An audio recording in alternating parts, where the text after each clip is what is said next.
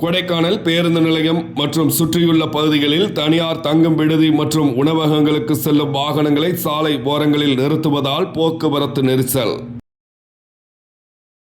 திண்டுக்கல் மாவட்டம் கொடைக்கானல் சுற்றுலா தலங்களில் ஒன்றாக இருந்து வருகிறது. இந்நிலையில் லேக் சந்திப்பு, 7 ரோடு, பேருந்து நிலையம் போன்ற பகுதிகளில் தனியாருக்கு சொந்தமான தங்கும் விடுதிகள் மற்றும் உணவகங்கள் அதிகம் உள்ளது.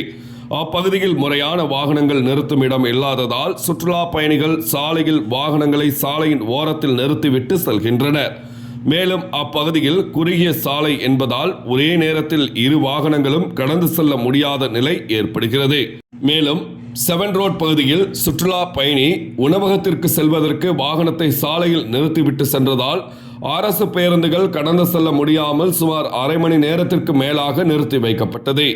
இதனால் சாலையின் 2 பக்கங்களும் வாகனங்கள் வரிசை கட்டி நிற்கும் நிலை ஏற்பட்டது. சம்பவம் அறிந்த காவல்துறையினர் விரைந்து வந்து வாகனங்களை எடுக்க போக்குவரத்தை சரி செய்தனர்.